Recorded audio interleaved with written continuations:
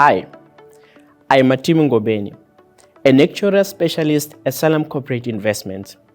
Today, I'm here to provide an update on the performance of the global markets during the first quarter of 2024 and the significant factors influencing the returns. Investors entered the first quarter with optimism, anticipating a smooth economic trajectory characterized by the avoidance of a recession, sustained improvements in inflation, and the initiation of interest rate cuts by most central banks during the quarter.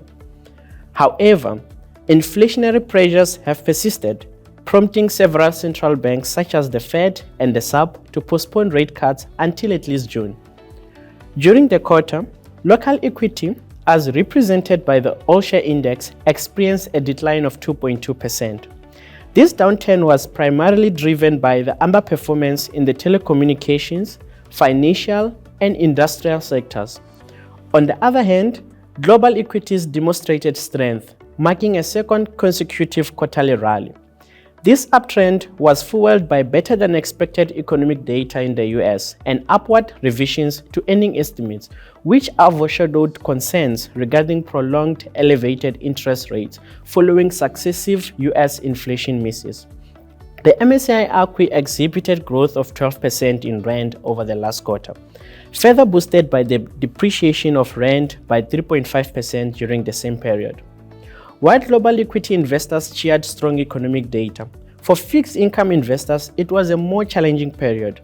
Stickier inflation prints, resilient economic activity, and the Fed backpedaling somewhat on its dovish December tone combined to drive negative returns for bonds.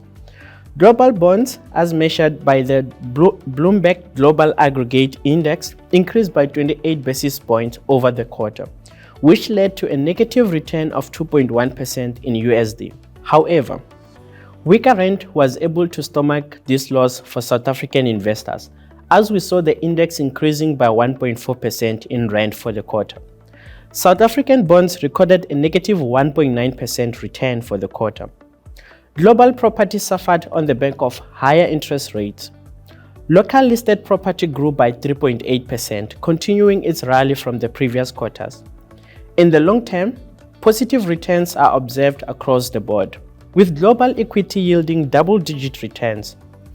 Inflation continues to be sticky across the globe, denting investor sentiment. In the US, rising energy prices are making themselves felt in the inflation prints. Locally, food inflation risks are rising along with imported inflation due to a weakening in the country's terms of trade. For February, annual inflation accelerated to 5.6%, which was above market expectations. The March print softened to 5.3%.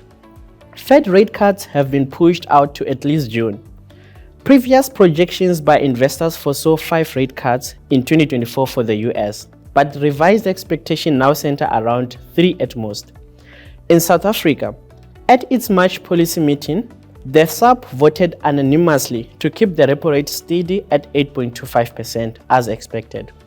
South African market pricing of interest rate cuts was reduced from 2 25 basis point rate cuts to only 1 cut this year, following a higher than expected domestic inflation.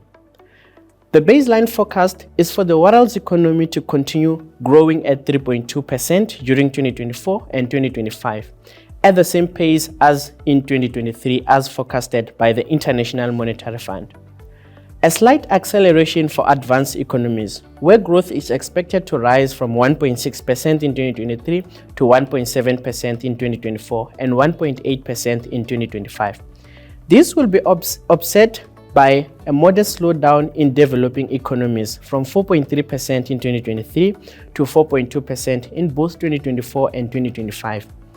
The forecast indicates that the domestic economy is expected to expand by 0.9% in 2024, compared to the 0.6% growth observed in 2023 and 1.2% in 2025. In conclusion, the first quarter of 2024 revealed a mixed landscape for investors globally. While local equity experienced a decline, global equities showed resilience, buoyed by robust economic data in the US. However, Challenges persisted for fixed income investors due to a sticker inflation and adjustment in interest rate projections by central banks.